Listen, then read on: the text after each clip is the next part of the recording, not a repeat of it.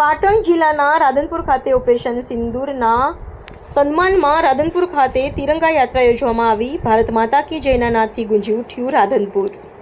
જમ્મુ કાશ્મીરના પહેલગામ ખાતે નિર્દોષ પ્રવાસીઓ પર થયેલા આતંકી હુમલાની ઘટના બાદ ભારતીય સેનાએ ઓપરેશન સિંદૂર દ્વારા મા ભારતીને તથા આપણા તિરંગાને અપાવેલા ગૌરવને વધાવવા રાધનપુર ખાતે ગાયત્રી મંદિરથી રામજી મંદિર સુધી તિરંગા યાત્રા યોજાઈ હતી, જેમાં ભારતીય સેનાના સન્માન માટે આયોજિત તિરંગા યાત્રાને રાધનપુરના ધારાસભ્ય લવિંગજી સોલંકી ફ્લેગો કાપી પ્રસ્થાન કરાવ્યું હતું।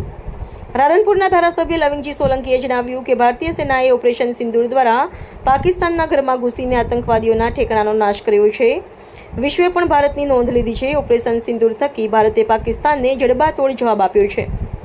ભારતના વિજયને ઉજવવા અને લોકોમાં દેશપ્રેમની ભાવના ખંડિત રહે એ હેતુથી આજે રાધનપુરમાં તિરંગા યાત્રા યોજવામાં આવી છે। તિરંગા યાત્રામાં નગરપાલિકા પ્રમુખ શ્રીમતી ભાવનાબેન વિક્રમભાઈ જોશી અને રાધનપુર શહેર ભાજપ પ્રમુખ રાજુભાઈ ઠક્કર, તાલુકા ભાજપ પ્રમુખ અજીતસિંહ પરમાર, તાલુકા ભાજપ મંત્રી બેચરભાઈ ઠાકોર, પ્રકાશભાઈ દક્ષિણ અને ડોક્ટર ગોવિંદજી ઠાકોર અને ગુલામભાઈ ગાચી, બાંધકામ સમિતિ ચેરમેન નગરપાલિકા રાધનપુર અને નિલેશભાઈ રાજગુર અને ચિક્કાભાઈ રબારી નગરપાલિકા સદસ્ય અને ખેતાજી ઠાકોર સંગઠનના પદાધિકારીઓ, વિવિધ સામાજિક ધાર્મિક સંસ્થાઓ, પોલીસ જવાનો, હોમગાર્ડ જવાનો, દરેક સમાજના અગ્રણીઓ, વ્યાપારીઓ અને શહેરીજનો જોડાયા હતા।